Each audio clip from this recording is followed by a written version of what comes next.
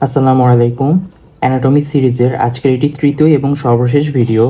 প্রথম ভিডিওতে আমরা আলোচনা করেছিলাম অ্যানাটমিতে কী কী স্টাডি ম্যাটেরিয়ালস ফলো করতে হয়। দ্বিতীয় ভিডিওতে আমরা রিটেন এবং ওরাল পার্টের মার্ক ডিস্ট্রিবিউশন দেখেছি। আজকের ভিডিওর মূল আলোচ্য বিষয় থাকবে অ্যানাটমি প্র্যাকটিক্যাল পার্টের বিভিন্ন সেগমেন্ট নিয়ে। আমি তানভীর আল রাজি খান, বর্তমানে অধ্যয়নরত আছি ঢাকা মেডিকেল কলেজে চতুর্থ বর্ষের শিক্ষার্থী হিসেবে। তো চলো তাহলে আজকের ভিডিওটা শুরু করা যাক। প্র্যাকটিক্যালে আমি কি বললাম যে 75 মার্ক এবং 2 বোর্ডে 75 করে 150। আর কি বললাম, ভাইভা বোর্ড 1 যেদিন হবে ওই দিনই কিন্তু তোমার প্র্যাকটিক্যালও বোর্ড 1-এর ভাইভা চলতে থাকবে। দেখা যায় আমাদের কেসে ছিল যে 1 থেকে 15 এদের হচ্ছে একই দিনে ভাইভা ছিল। তো 1 নাম্বার রোলকে ডাকছে হচ্ছে ওরালে, 15 নাম্বার রোলকে ডাকছে হচ্ছে প্র্যাকটিক্যালে। আর প্র্যাকটিক্যালে অনেকগুলো স্টেশন থাকে, 15কে একটা স্টেশনে রাখছে, 14কে একটা স্টেশনে রাখছে, 13কে একটা স্টেশনে রাখছে, এভাবে হচ্ছে দুইটা পরীক্ষা একসাথে শুরু হয়েছে আর কি। এবং প্র্যাকটিক্যালের সেগমেন্ট অনেকগুলা, এটা আমি হচ্ছে প্রথম দিকে বুঝি নাই। প্রথম কাটতে দিকে দেখছি যে ভাইভা শেষই হইতেছে না, একটা বোর্ডে ভাইভা দিলাম, আরেকটা বোর্ডে ভাইভা দিলাম, এরপর প্র্যাকটিক্যালে 5-6টা বোর্ডে আবার ভাইভা, মানে একদিনে টোটাল আমাকে 6টা বোর্ডে ভাইভা ফেস করতে হইতেছে। কার্ডের কথা বলতেছি, টার্মের কথা, প্রফেস, সব জায়গায়। মানে অ্যানাটমি প্র্যাকটিক্যাল অনেক বড় একটা জিনিস আর কি, অনেক জায়গায় ভাইভা একসাথে দিতে হয়, আর ওরাল তো আছেই।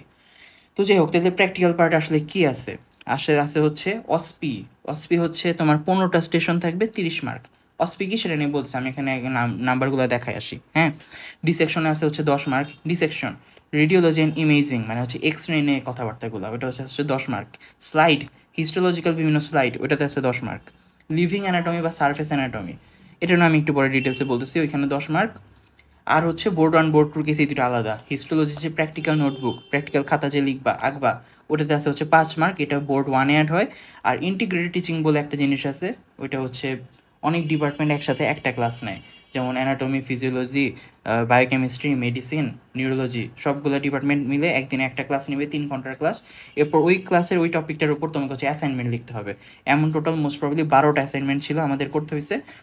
12টা অ্যাসাইনমেন্টের মার্ক ছিল হচ্ছে মাত্র 5। ঠিক আছে, তো ওভারঅল এই হচ্ছে তোমার 75 মার্কের ব্রেকডাউন।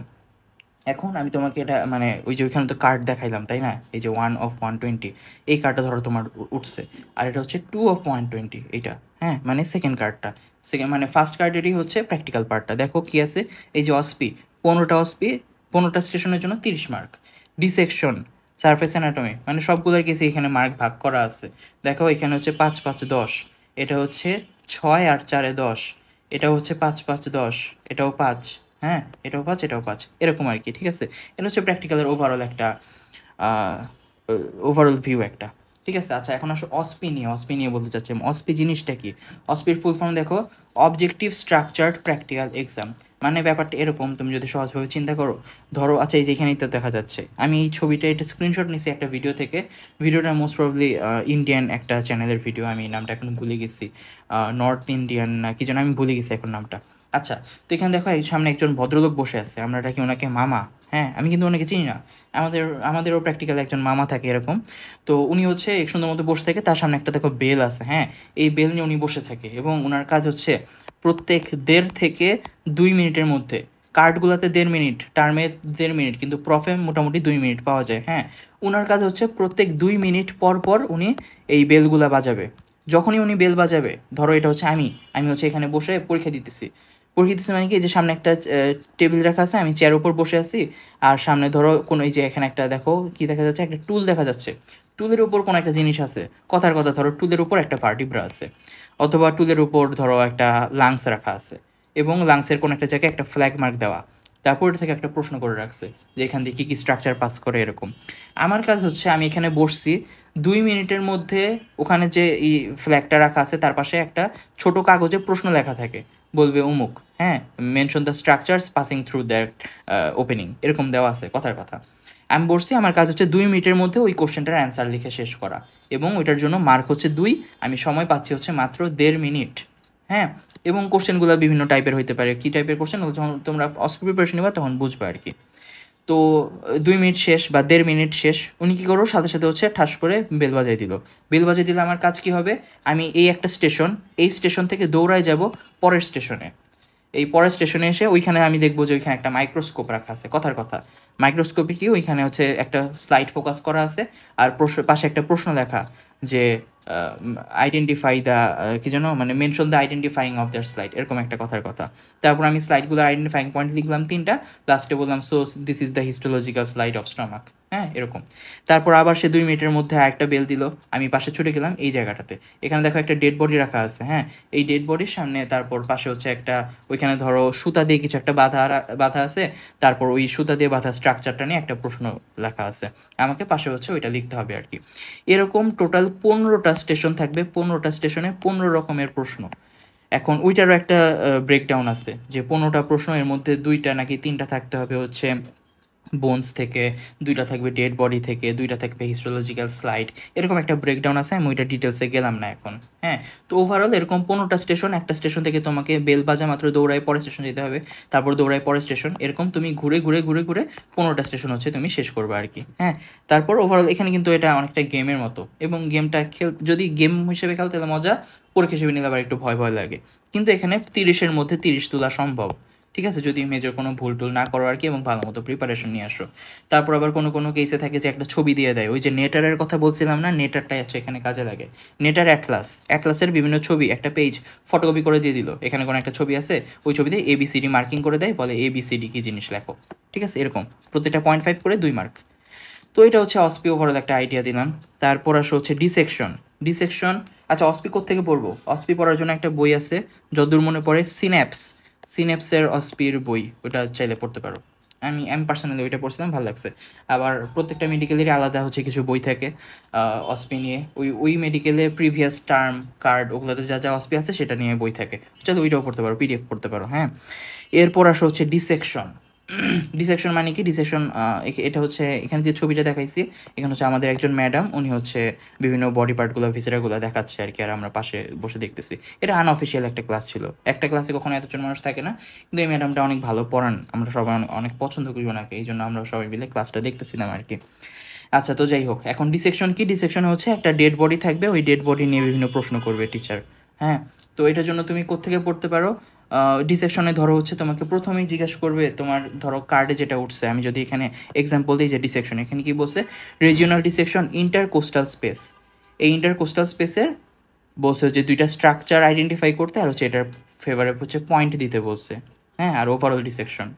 তো এইখানে যেমন তোমার কার্ডে হচ্ছে ইন্টারকোস্টাল স্পেস আসছে, তেমনি হচ্ছে তোমাকে শুরুতেই হচ্ছে ডেড বডিতে জিজ্ঞেস করবে যে তাহলে এটার স্টেপস অফ ডিসেকশন বলো, তারপর তুমি সেই স্টেপগুলো বললে, তারপর ওই রিলেটেড তুমি এখান থেকে যদি বাইরে থেকে ভিতরে যাইতে থাকো কী কী স্টেপ পাবা বা কী কী অর্গান পাচ্ছ, ওই অর্গান রিলেটেড মানে ওইখান থেকে আর অনেক টপিকে চলে যাবে।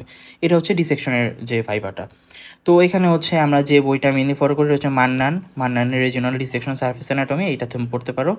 আর আমার এক ফ্রেন্ড হচ্ছে অকল্যান্ড অ্যানাটমি, এটার ভিডিও সাজেস্ট করছে, এটা হচ্ছে ডিসেকশনের জন্য বলে ভালো। আমি পার্সোনালি কখনো এটা দেখিনি, আমাদের টিচাররা যা দেখাইতো ওইটাই আমরা নর্মালি ভিডিও করে রাখতাম, ওইটাই হচ্ছে পরীক্ষার আগে দেখে যেতাম আর কি। ঠিক আছে, এটা হচ্ছে ডিসেকশন। এরপর আসা হচ্ছে লিভিং অ্যানাটমি বা সারফেস অ্যানাটমি। এটা একটা মজার জিনিস, এখানে যাকে দেখা যাচ্ছে ইনি হচ্ছে আমাদের অ্যানাটমি প্রফেসর মামা। ওনার গায়ে হচ্ছে আমরা বিভিন্ন ছবি টবি আঁকতাম, এই যেখানে আমাকে দেখা যাচ্ছে আমি হচ্ছে ওনার বডিতে একটা নার্ভ বা ভেসেল কিছু একটা আঁকতেছি, আমার এখন মনে নাই। তো এটা মানে এটার কাজটা কি? এটার কাজটা হচ্ছে ওনার বডিতে যেখানে যে জিনিসটা পাবো আমরা হচ্ছে সেটা আঁকবো আর কি। যেমন ধরো আমার এখানে সারফেস অ্যানাটমি যা পড়ে, এখানে কি আসছে? এখানে আসছে হচ্ছে প্যারোটিড গ্ল্যান্ড আর জুগুলার নচ, এটা হচ্ছে সারফেস, এটা হচ্ছে ড্রয়িং, আর এটা হচ্ছে পয়েন্টিং। তার মানে প্যারোটিড গ্ল্যান্ড যদি আমার এখানে আঁকতে হয় তাহলে হচ্ছে আমি এই জায়গায় প্যারোটিড গ্ল্যান্ড আঁকবো।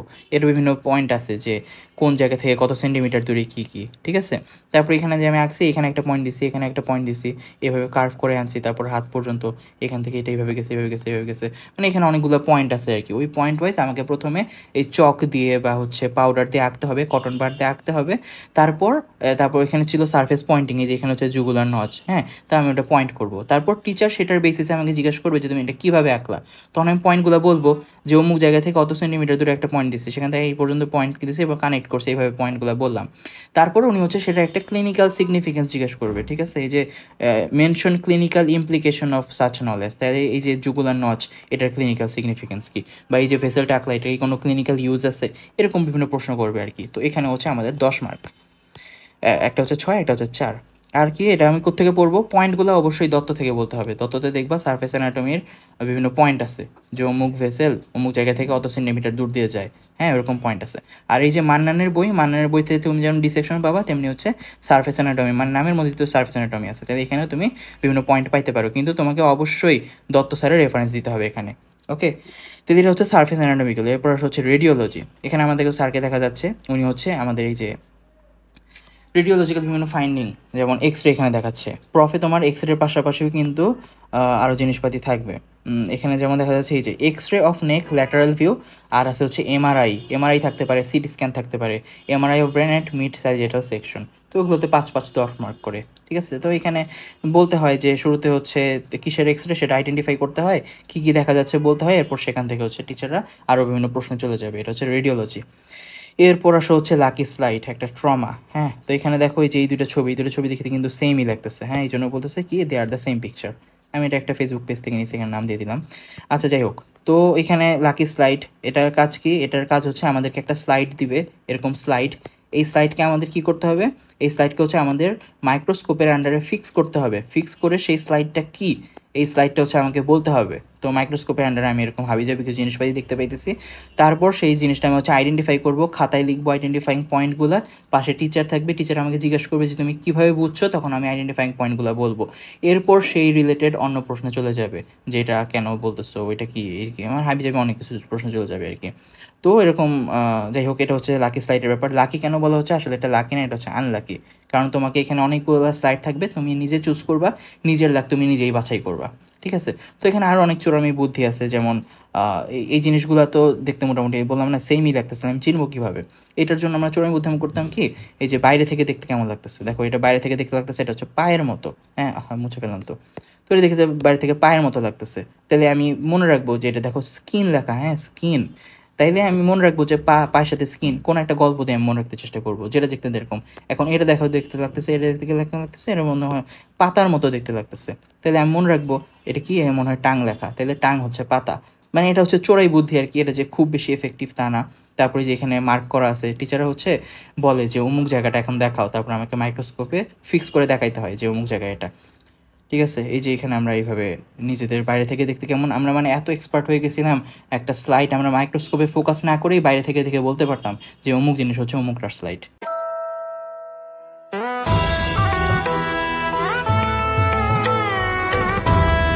ঠিক আছে, কিন্তু এগুলো আনঅফিসিয়াল কথাবার্তা, অবশ্যই তোমরা ভালোভাবে শিখবা যে কীভাবে হচ্ছে মানে মাইক্রোস্কোপে আমরা কোন ফাইন্ডিং দিয়ে কোনটা আইডেন্টিফাই করতে পারি, এটা কিন্তু ভবিষ্যতে তোমাদের কাজে লাগবে। প্যাথোলজিতেও কিন্তু মাইক্রোস্কোপের কাজ আছে আর কি, ঠিক আছে। যাই হোক, মানে এটা চোরে বুদ্ধি দিছে, একদম আনঅফিসিয়াল, এগুলো বাস্তব জীবনে না খাটাইলেই ভালো। Don't try this at home. Psych! That's the wrong number!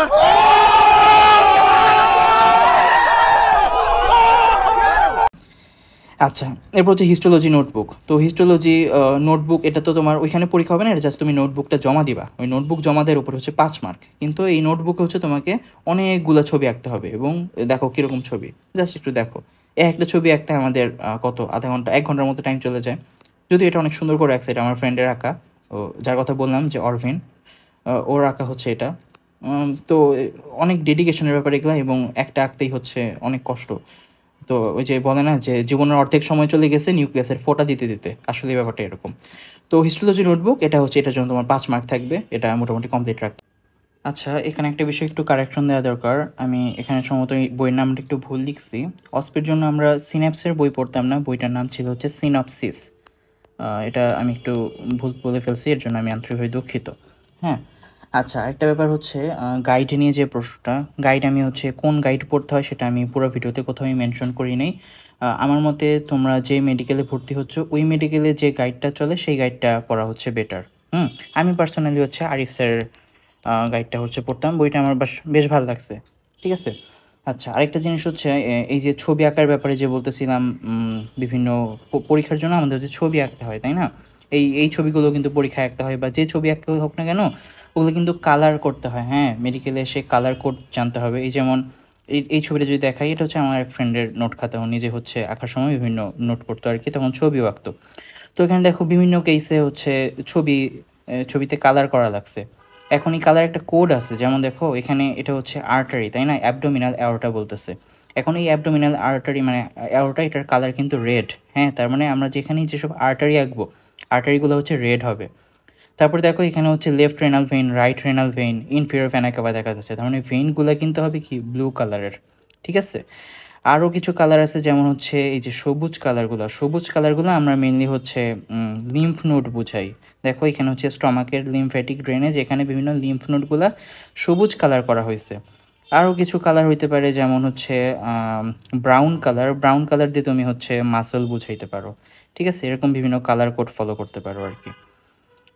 Colour colour করতেই হবে, এটা ম্যান্ডেটরি মোটামুটি বলা যায়, কারণ আর্টারি, ভেইন, নার্ভ, নার্ভ হচ্ছে সবসময় হলুদ। হ্যাঁ, এখানে যেসব নার্ভ দেখতে পাইতো সেগুলো হচ্ছে হলুদ। অ্যাটলিস্ট এই 3টা জিনিসের কালার কোড ফলো করতে হবে, আর্টারি, ভেইন আর নার্ভ। তুমি যদি মাসেল ব্রাউন করো খুবই ভালো, আর হচ্ছে লিম্ফ নোড তো সবুজ দেখাবা। ঠিক আছে, ভিডিওর একদম লাস্টে চলে আসছি। আমরা এখন পড়তেছি কী জন্য, যেন হচ্ছে একদিন ডাক্তার হইতে পারি, বা হচ্ছে মানে পাশ করাটা হচ্ছে এখানে মেইন। তো আমরা কষ্ট করতেছি হচ্ছে আমাদের লাস্টে যেন এরকম একটা রেজাল্টের স্ক্রিনশট আমাদের থাকে, মানে এটা হচ্ছে আমাদের আইডেন্টিটি বেয়ার করবে, তাই না? এখানে আমি বলতেছি না যে আমাদের অনার্স পাইতে হবে আরও কিছু, মানে মেইন উদ্দেশ্য হচ্ছে পাশ করা। একদিন পাশ করব, তারপর ডাক্তার হবো এবং মানুষের সেবা করব, তাই না? এটি হচ্ছে আমাদের মেইন উদ্দেশ্য। তো এই যে এত কিছু বললাম, এই সব কিছু মানে একদম প্রিলিমিনারি কথাবার্তা, মানে তোমার জাস্ট এই লেভেলে জানা দরকার। সেই হিসেবে তুমি মানে প্রিপারেশন তোমার, কষ্ট করবে তুমি, সেটার ফল ভোগ করবে তুমি। আলটিমেটলি যেন আমাদের পাস আসে এবং একদিন আমরা এই স্টেজটা পার করে যেতে পারি। ফার্স্ট প্রফটা এমনি হিউজ একটা সিলেবাস, অ্যানাটমি হচ্ছে তার মধ্যে আরও বেশি হিউজ। বলা হয়ে থাকে ফার্স্ট প্রফ যে 3টা সাবজেক্ট আছে এর মধ্যে অ্যানাটমিটাই হচ্ছে বাকি 2টা সমান। হ্যাঁ, এই জন্য এটার জন্য পড়াটাও অনেক বেশি, এবং আসলে ফার্স্ট ইয়ারটা মোটামুটি কষ্টই করতে হয়। পরে অবশ্য দেখবো যে যত দিন যাইতেছে প্রেশার তত বাড়তেছে, পড়াশোনা তত বেশি করতে হইতেছে আর কি। ঠিক আছে, তো এই ছিল ওভারঅল আমার অ্যানাটমি নিয়ে কথাবার্তা বা গাইডলাইন।